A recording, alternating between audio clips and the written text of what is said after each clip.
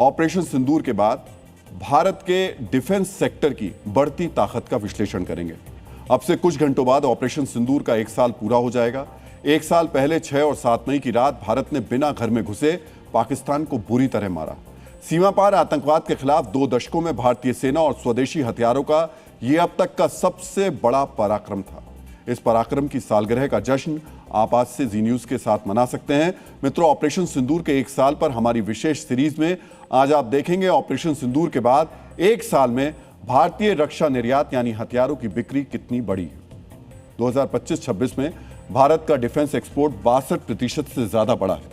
Operation सिंदूर से पहले यानी 2024-25 में भारत ने 23,622 करोड़ रुपए के हथियार और सैन्य तकनीक बेची थी, जबकि ऑपरेशन सिंदूर के बाद पिछले 1 वर्ष में देश से 38,424 करोड़ रुपए का रक्षा निर्यात हुआ है।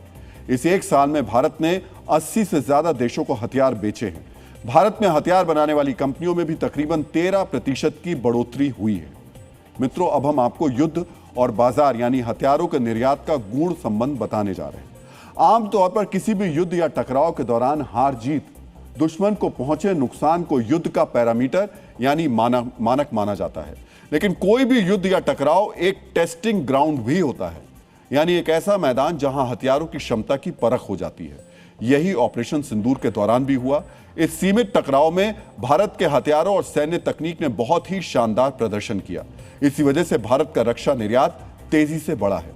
ऑपरेशन सिंदूर में सबसे शानदार प्रदर्शन भारत के आक्रामक हथियारों ने किया। ब्रह्मोस मिसाइल ने अपने 90% टारगेट्स को तबाह कर दिया। दूसरा पैरामीटर था भारत के डिफेंसिव वेपन यानी हवाई रक्षा प्रणाली।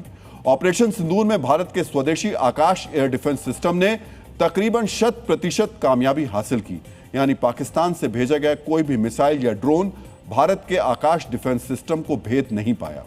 इसी कामयाब प्रदर्शन की वजह से दुनिया के कई देश ब्रह्मोस और आकाश सिस्टम खरीदने में दिलचस्पी दिखा रहे हैं। वियतनाम के राष्ट्रपति के वर्तमान भारत दौरे में ब्रह्मोस को लेकर डील पर बातचीत जारी है। मित्रों, ऑपरेशन सिंदूर की वजह से ड्रोन आज भारतीय डिफेंस सेक्टर के ब्रांड एम्बेसडर बन गए हैं।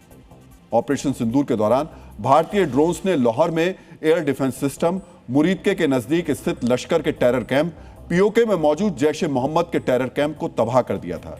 रहीम यार खान में पाकिस्तानी फौज के एक मिसाइल केंद्र पर भी ड्रोन से हमला किया गया था।